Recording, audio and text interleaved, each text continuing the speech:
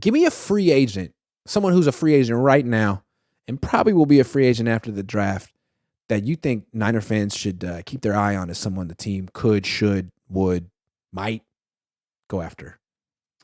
Yeah, I mean, I think Yannick Ngakoue is a guy that everybody's going to mention or should until he's signed. But we'll see what happens with him. I'm going to go back a little bit, maybe somebody that might be a little bit more realistic. And I was talking about corner being a position of need. 49ers like their veteran corners, and this guy is a veteran. However, unlike some of the other ones, he's still only, I think, 27, maybe 28 years old. He'll play it this season. Played for a division rival, kind of fell off a little bit. That's Shaq Griffin. I think he's only 27 right now. So I look at him. He's trying to resurrect his career. You give him a 1 year, prove it. Hey, no guarantees. You're here to compete. If you can win the job, great. If not, you'll be a backup. But we've got a secondary coach that can really help you out. He's our new D coordinator. And he fits the mold. They need an outside corner, and he is that. So I think that's a guy that could end up in a San Francisco 49er uniform if they don't find guys in the draft that they like better.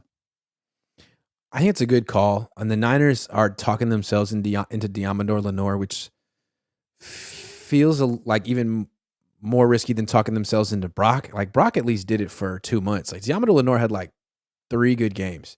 He was getting roasted deep for huge plays.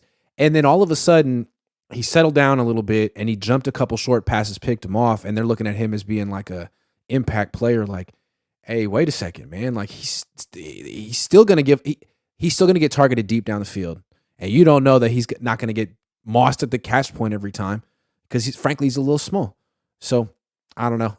They should probably hedge their bets at corner, and the hedge isn't Ambry. It should be someone not on the team, or Samuel Womack. It should be someone. I'm with you on that. It's a good call. Yeah, and they may draft that guy, and that's fine. But if they don't, and they just want to bring in a veteran, bring in a camp body, I think that might be a guy worth looking at. I got a name for you, and this guy's intriguing. Like you're going to be like, how is this guy still available? Matt Ryan.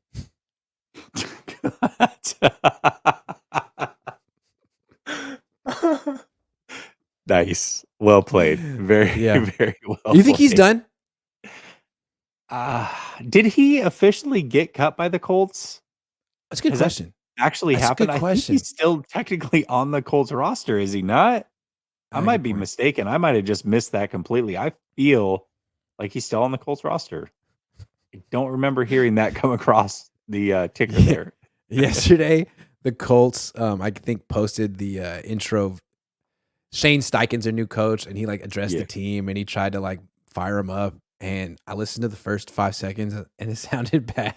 So I turned it off because I was touting him, and I just looked through the comments, and people were saying stuff like, man, this guy couldn't motivate me to get off the couch. I was like, oh, no. Is it going to go bad for Shane Steichen and Indy? Oh, no. He does seem a little awkward. He's a little goofy. A little intense. He just needs his quarterback, man. As long as he gets his quarterback, he'll be fine. But yeah, did you watch it? Didn't we get the same thing? Was it was Sirianni was the same thing, wasn't it? When his first media, wasn't it him that got roasted? It was like, dude, this is awful. What did they do? What kind of mistake did they make? There was a head coach in the last couple of years that was hired. Wasn't it Adam Gase when his eyes were? Wasn't it Adam Gase when his eyes were wandering and stuff? When he was no, it wasn't that. I'm gonna go back and I want to say it was Sirianni. Everybody's like, this dude has no clue. This was awful. He's turned out okay, so I don't know. Nick Sirianni's like the offensive Jim Tom Sula. A little rough around the edges, but he's cool. He's good. What I like about Nick Sirianni is how he always goes for it on 4th down. I love that. I wish more coaches would do that. I feel like he's gutsy, man. Yeah, I mean, that's great. He's more gutsy than Andy Reid. That's tough. Yeah, Andy says, off topic, how dare you? Oh, for $10, let's do it. But what kind of wine do you and your dad like? I live in Walla Walla where wine is a big deal. Bledsoe even owns a winery here. I would love to send you and your pops a bottle. That's very nice, Andy. Generally, my dad and I drink like Oregon Pinots, Willamette Valley Pinots. He likes Beaujolais a lot from France. We don't generally drink that much like cabs and stuff, but when we do, we often drink stuff from Washington State, which is phenomenal. So, yeah, we're generally red drinkers. If you want to send some wine my way, email me and I'll tell you don't email me. DM me. DM me on Twitter. I'll be on the lookout, Andy. You on Twitter? Bledsoe, like Drew Bledsoe? Yeah, he's from up there. Did he went to Washington State? I guess what did he play for Washington State? He went to Washington State. Yeah. I don't know why I know that. Dustin the Gale says, have you guys watched the Star Wars show Andor? And if not, you must. 100% a game changer.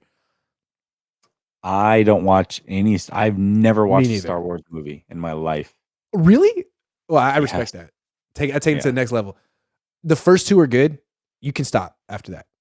Okay. If you ever get around to it, but I'm not going to tell you to do it because actually it's a badge of pride at this point, I'm sure. Yeah. I'm wearing that one proudly. Just like I hate Skittles. I've never seen Titanic the whole way through. My wife sometimes puts it on when it's on TV, and I've seen certain scenes, but I've never seen the whole movie. Titanic. You've seen the important stuff. You know what it's about. No, I haven't because it's only on TV when I get to see it. So I always miss that. I remember my friends were talking about it in 4th grade. I was like, still not going to see it. Saul Goodman says, Jesse, you are thinking of Dan Campbell of the Lions. Yeah, I want to say it wasn't Dan Campbell, though. I know because Dan Campbell's a little... It was bad. No, but I'm talking about not addressing the press, addressing the team. Steichen addressing the team, and it is a little roasting the hell out of him. I'm gonna watch Siri now. I've made it a mission. I'm gonna watch Sirianni's intro presser. I'm pretty positive it was him. That was just awful.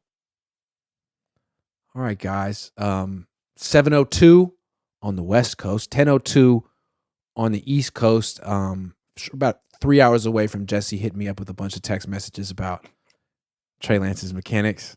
We'll be up late tonight. What do you got going on in the meantime, in between time? Yeah, man. 10 minutes from now, I'm doing the call-in show over at Last Second Sports. So call in. Let me know your thoughts. If you hate my takes, you can call in as well. It's your time to sound off. So tap in over there.